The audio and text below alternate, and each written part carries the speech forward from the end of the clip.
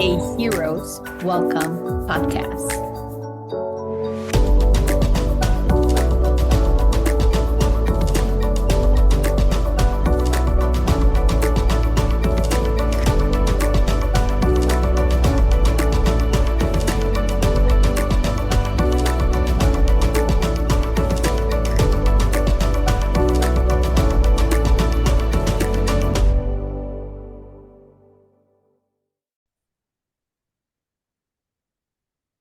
Thank you for joining us on the Heroes Welcome podcast, your ultimate guide to understanding the incredible world of mental health. I am Maria Laquerre-Diego, licensed marriage and family therapist and a registered play therapist supervisor. And I am here today with my co-host. And that's me, Liliana Baylon. I'm an LMFT and RPTS as well. And we're here with our guest, our special guest. Khara, how will you want to introduce yourself? I am a serial entrepreneur. Let's see, licensed professional counselor here in Colorado, financial therapist, approved clinical supervisor, author of 8 books, soon to be 9. Where else could I go? But yes, those are the things. You see how she let it slide, 8 books. I was like, that's right, baby. You name. Yes, collecting all the letters and doing wonderful things. Thank you. Yeah, I don't like to be bored. That's what I usually tell people when they hear all the things. So always a lot of irons in the fire. I love that. That's exactly how I know Khara, and that's exactly why I wanted. We invited Khara to this podcast. So for everyone who's here, Khara has been focusing on amazing things, but the thing that I want everyone to know from this podcast, besides all the wonderful things that she's doing, is that she's focusing on helping us therapists talk and save and view money in a different way.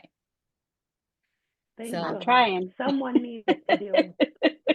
Let's all take a deep breath. It's gonna be okay.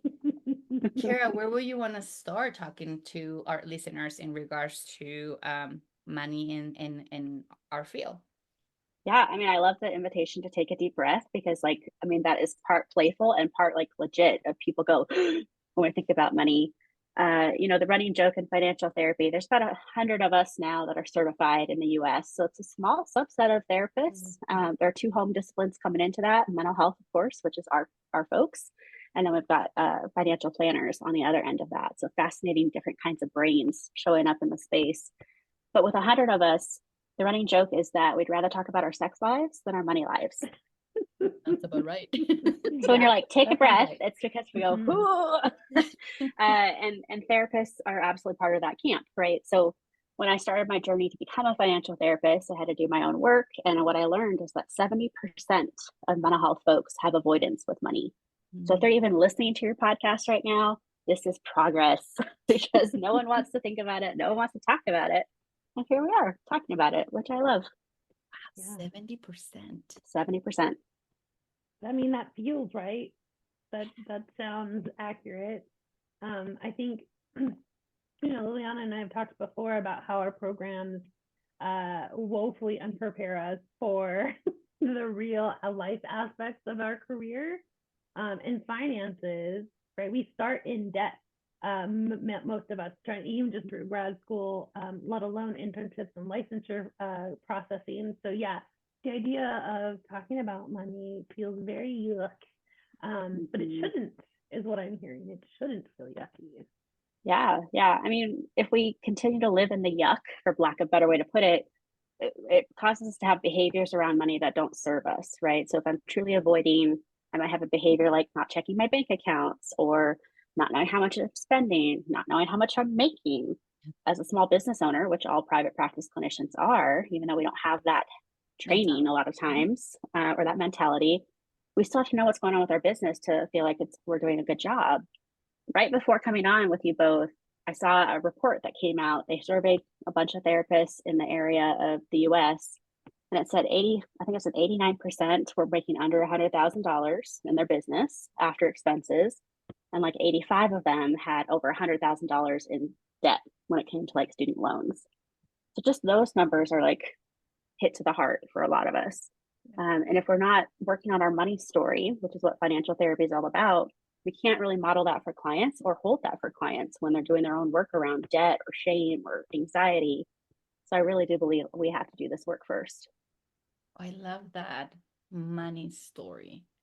So what is it that you want to share? One, and just for everyone who's listening, we will make sure that you have Khara's information in the podcast so that you can reach out, because she's doing groups and she's doing consultation. So again, like, she's a resource for all of you. But how can we start even becoming aware in regards to our money story? Yeah. Well, the true therapist brain will love this because it's like we have to go backwards first. We got to go to our past, like so cliche therapy thing to say of like, let's go back in time. One of my favorite questions to ask people is, what is one of your earliest money memories? Like sitting in that and being like, okay, once I remember what that is it overall positive, neutral, or negative? This memory I have, did it shape something in how I believe money to be now? So the average person has 50 to 200 money beliefs, and money beliefs are on a spectrum, right? So like a spectrum of money is good, money is opportunity, money is freedom, to money is corrupt, money is evil, money changes people. And most of the work I do with therapists is, how do I get you to a place where you land neutral, which might sound like money is a tool, money is transactional. It's not about emotions, but for a lot of us, emotions are driving. Yeah. Yeah, absolutely. I mean, even just thinking about the act of them up in supervision this week, the act of like following through with a no-show fee causes clinicians to spiral. Yes, always. So common. It's either thinking about raising our rates or charging that no-show fee, and we just go, I can't do this. What if I lose a client? And I want to normalize that as like, that's human, and that's partly our money beliefs. It's this belief that I have to do good for other people and not expect money in return. So a term that I learned in my training was noble poverty.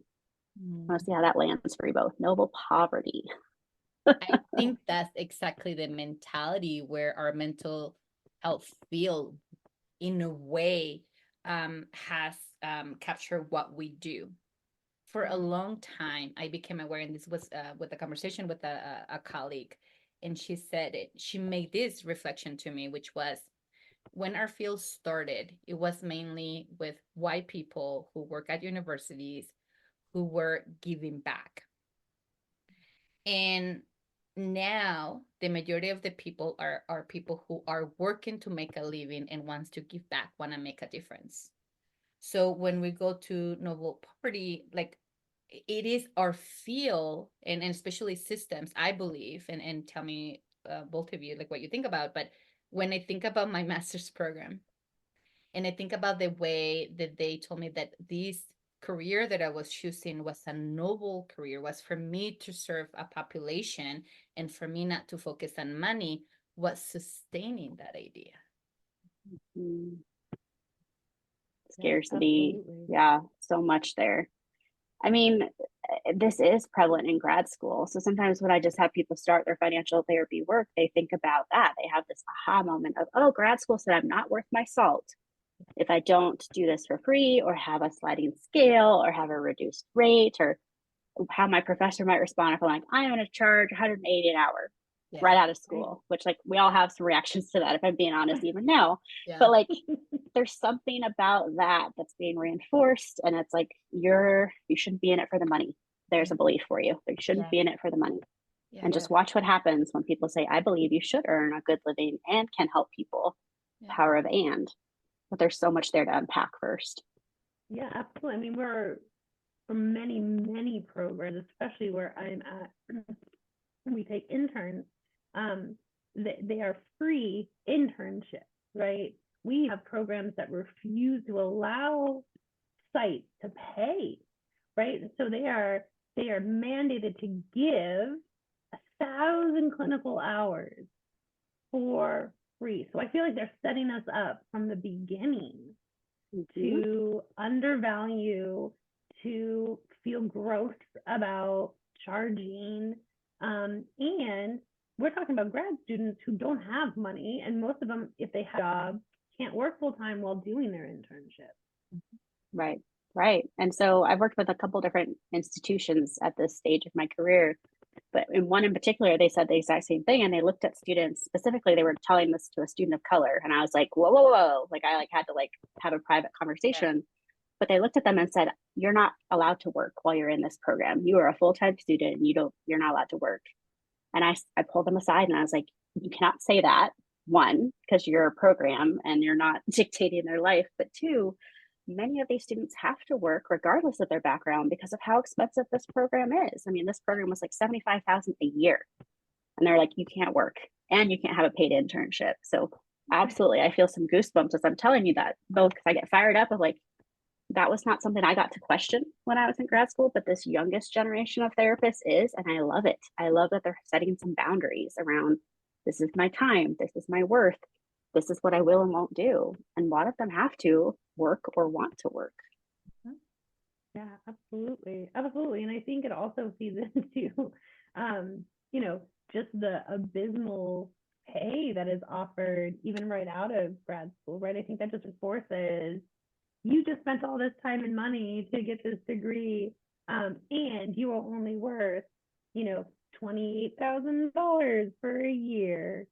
Good job. But you yeah, should be thankful, right? That's the message we keep getting. You should be thankful it's 28. Oh my and I'm like, gosh. that doesn't cover bare minimums, let alone, my student loans to get in this position. Yeah. I mean, I feel grateful that when I was in grad school, I had a mentor that I went back to when I got a job offer and said, "Is this good?" I didn't even know what was good. Like I was like, "This is the amount. This is my first job in this field outside of an internship. Is this good?" And she's like, "They can do better." And thank goodness she said that to me. Or I'd have just been like, "All right, this is what I get." Then I got a job that had like 10,000 more a year, which was great. But like, no one said this is what you should expect or here's the range. But as a part-time faculty member now, my students are asking me that all the time. What should I expect to pay for supervision? What should I expect to earn? How much can I make in private practice? Like they're asking these questions because they're curious and they're informed. And I think my generation's just like, all right, we're just supposed to go with the flow, i.e., noble poverty. Yeah, absolutely. I think we are all still suffering generational financial trauma. There you go. When you were talking about your, the money story and money memories, I can go all the way back to childhood, and pull up things going, oh yeah, Right. that might be why I do this thing now, 40 Yes. years later. Yep. Yeah. So like money beliefs is the first part of this equation. So like a lot of people, if they start financial therapy or start reading some of the self-help books or do their own work in any capacity, they tend to float back to the past first. Like it has this nice domino effect if people start there. Oftentimes though, therapists come in saying, I have QuickBooks, I have this system, but nothing's working for me. Or they'll say, I don't know where my money is. I hear that a lot. I don't know where my money is. I worked damn hard. I hope I can say damn on this. I worked damn hard and I don't know where my money is. And so that's the second bucket of financial therapy, which is like the money present, which is money practices. Like, what are we doing to get to know our numbers? How are we leaning in? But if I haven't done that emotional work in the past, to ask someone to look at their bank account or talk about numbers is super triggering and they spiral out, as you said earlier. So a lot of people come in having tried a strategy, but like a diet, it fails within 30 days because it's not sticking, it's not resonating. And if we get through that work, then we get to money future, which is usually like a money freedom kind of place. What am I moving towards? What am I saving for? What makes this worthwhile? So think values-based decision making. Like what's important to me? Is it just to save? No, it has to be something concrete or tangible or aligned with my values to make that feel worthwhile. And so therapists are all about that. We just have a little bit of work to do. So for all of you who are listening again, because Carrie is a friend and a colleague, when she started like telling me about this, right, I went back to, oh yeah, I have anxiety about money. Growing up in Mexico, having the story of being a migrant. I love when you talk about and give the example of the person of color at the university, because for me, that was exactly it too. So it's like all these things that come in and compile in regards to what is the belief that I have about money. Someone even brought this in regards to, are you always working hard because you're a migrant? Oh, that hit hard. First I was like, and then I was like, well, hold on. And then I had to go back and I was like, oh yeah, that's a story that we keep sharing between migrants, which is this is what we're here to do. And then Mm, when you go to school and then it gets compiled into this is your job, you should not charge. It's a gift. It's a novel career, right? And then we go into internship and that gets reinforced, telling us our worthiness. And then if we go mhm, to agency, this is your salary, but we're gonna be like vampires. We're gonna extract everything from you. And then to the point where either we get sick or we cannot sustain it. And then we move to private practice, but we don't have an MBA. Like no one talked to us in regards to how to be business owners. And then when you're mhm. a business owner, you're like, but I don't have accounting skills. Even if I have QuickBooks, like what does that mean? So not understanding that.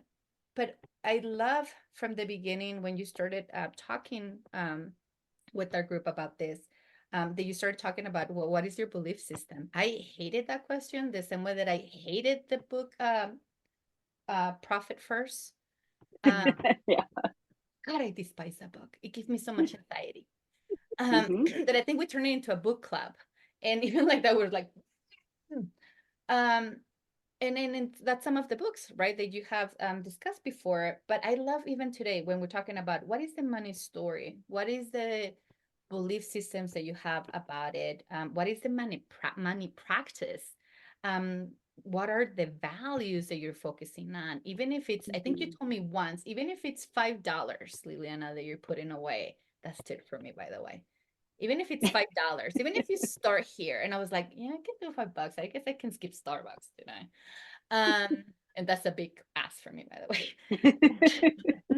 I can do that. So how can I automatically remove $5 to different accounts so that I can Mhm. start with the idea of and seeing that it's feasible? And I think that's the next thing for me asking you, which is what is a tip that you can start besides going? And I truly encourage everyone who's listening to us to go to your groups, to go to these trainings because they're amazing. And anyone who I have access to, like I encourage them to go because I have seen the content of your stuff and it's just like right on point. But what is a Oh, thank tip that you. you would like to share with our listeners in regards to where can they start? Yeah, yeah. I think this is a common question I get of like, this is a lot, like a lot of truth bombs that we just threw in here. And I have others, but we'll go to them some other time. The tip I think for a lot of people is make this visual, right? So if it's a values-based thing, like a lot of people want to say, I want to save more. I want to save that $5 a month for something. Make that visible. Is that now a named account on your banking system where you actually can nickname your accounts, which a lot of the big banks let you do? Yeah. So, like, are you now spelling out this is for a life-changing trip somewhere? Is this for a family vacation? Is this for retirement? Please don't say retirement on your nickname, if I'm being honest. Like, that's not sexy. That's not engaging. Like, come up with something else. What will you do when you're retired? Spell that out. Like, you put a whole phrase in here. Yeah. But if you can name the account or name the envelope, however you're saving money, that makes it a gentle reminder of why you're working so hard. Like, oh, I'm putting this $5 that I could have had my Starbucks, I'm putting it over here, and here's my reminder as to why. If we don't have that visual, we don't follow through. So, like, continuing to have that heart connection of this is important to me, this is my future, this is what I want. So that name makes a big difference of like seeing it every time you log in or seeing it every time you put $5 in an envelope. I Yeah. love that. I love that because it does. It takes it this crazy, feels like philosophical. I can't really grab it and put my hands on it too. This is real. This is a real $5 that I'm putting for this real thing I'm going to do. And it helps the future planning because I think a lot, speak yourself and practitioners in my circle, I think a lot of us feel like we are living, paycheck to paycheck, and then something happens and we get off course and we never quite get back, even if we had that $5, system in place. Um, we kind of go back to that like scarcity mindset Mm-hmm. really easily. And I feel like we're almost like programmed with that as a default. Yeah. Yeah, yeah. So I have two more tips for you if you all can handle them because Yes, I'm like, there's please. so much we could say. So tip number 2 is self-compassion, right? Like as people are listening to this going, I have some work to do around money. 70% of us absolutely have work to do around money. It's an ongoing journey for a lot of us. It's like narratives around Christmas, if that's a holiday you celebrate, or vacations or retirement, all these things can be triggering.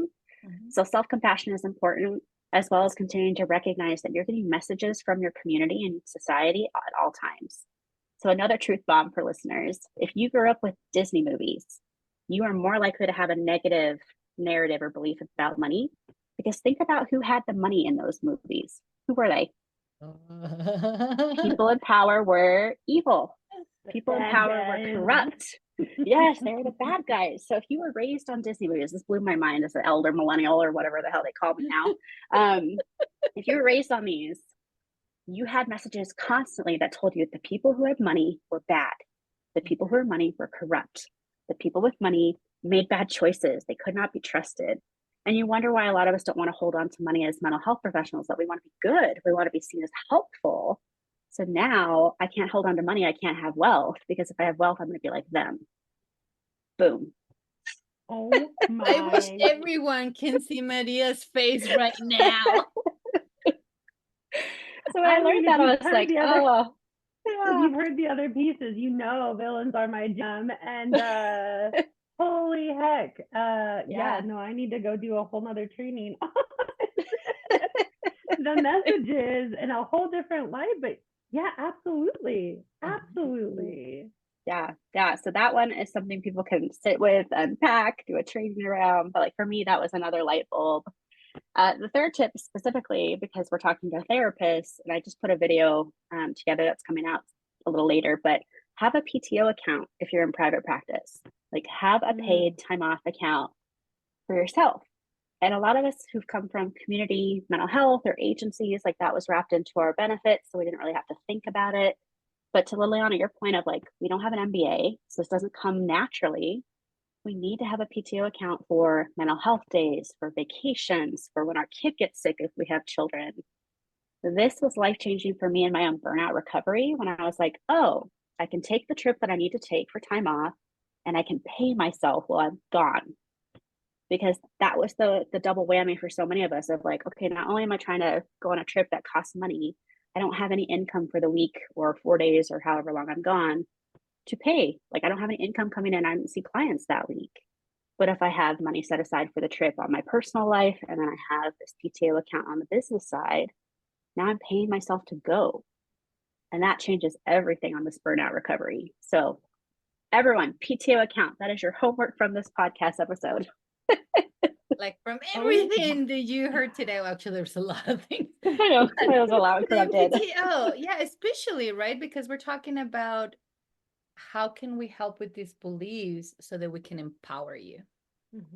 And the PTO is a way to empower you, even if you're putting $5 a week, where you're choosing not to go to a fast food, where you're choosing not to get your coffee. You can get your coffee at home, where you can choose in like something else, in order to put those $5 in different accounts, right? Whatever, depending book you're reading, it may be 3-5 accounts that you have in order to designate, but $5, like we can do this. So it's how can we empower you? And I think that's why I love what you're doing, Khara, because you're changing the mindset. You are empowering us to take control of our financial destiny. And then also because most of us in our field, let's also name it, are females. And even if we're going to go from a Disney perspective or a feminist therapy perspective, like how we're going to empower each other in order to be financially savvy and be prepared for the unknown. Yes. I mean, I think that's why, like, I know your listeners can't see your faces, but like, this is why when I say PTO account, we're like, why did I think of that? It like feels so rudimentary once it's named, but it didn't occur to us because to work for ourselves, so many of us don't even pay ourselves for the first couple of years. We're just trying to make ends meet. But like that empowerment can be, okay, I had a low client week this week, so I'm going to pay myself the difference of what I didn't make this week. Or, oh, it's a holiday week, it's spring break, people canceled, I need to push in this. And now we're not taking on more clients or more obligations when we're burning out already. So it gives us this like flexibility to be healthier, which I think you're saying for like women, for therapists, for just humans in general of like, this is a strategy. This is part of money practices, is the PTO account. So you've gotten some money healing with what was your first money memory. You've got some money practices, and money future can be go watch a Disney movie and never look at it the same. I don't know. It's something to all that. I love that so much. But I think even just thinking about a financial future, right? Like, and and Kara, this has been so lovely. I haven't met you previously, but I can tell you that you talk about this in such a way that it's doable. It is not scary. You are able to speak in a way that I'm like, that makes sense. I love my CPA. He gets going and I'm just like, this is Greek. This is Greek. You want to talk about your relationship with your mom? I'm much more comfortable with that. I don't understand. But talking with you, it's like, okay, yes, this is going to be scary and there is some work involved with it, but this is doable. And you're telling me that I can have a financial future that is different than my financial present. So this is boom. I have so much homework. So much homework now. Well, thank you. I appreciate that first impression. And this is why I'm called to work with therapists, right? When people are like, why did I niche down to therapists? Well, I was doing a lot for therapists in my other roles of professor and supervisor and consultant and trainer, but this felt like this is the emotional healing that needed to be done for our profession so that we don't burn out, so we don't have a health crisis, like all the things that I've lived in my own life, I wanted to do differently for other people. So I really appreciate hearing that feedback of this feels manageable, this feels less scary. And we want it to be, otherwise we're never going to change, we're never going to grow. So that self-compassion comes back in for our money future homework.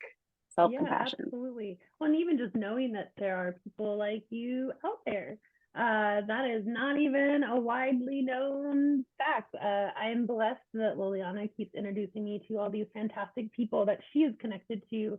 But I can tell you here in New Mexico, that your role is a very new role for me to even be introduced to.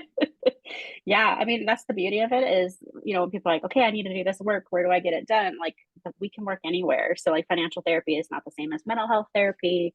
It looks more like a coaching model, even though I hate the word coaching, if I'm being honest to both of you. But we're able to serve. So I actually have wonderful therapists, clients all over the US doing this work. And Liliana's been mentioning groups. So if people are like, what the heck's the group?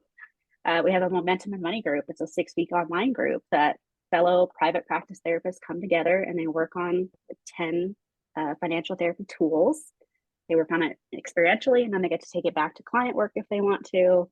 And it's just this beautiful community where people go, oh, I'm not the only one. I'm not the only one who had that thought. I'm not the only one with that belief.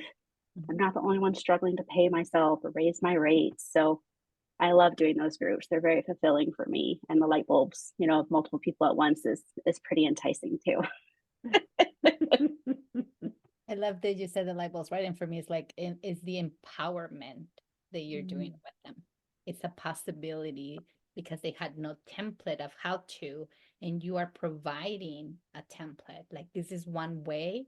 Let's go here and let's what else comes up for you as you are approaching this in a different way. So for me, it's like, thank you. Thank you for being you. Thank you for keep speaking.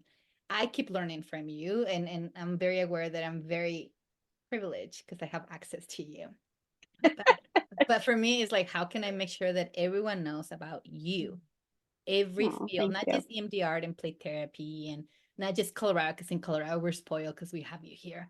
But like, what are the other fields in mental health that they need to know about?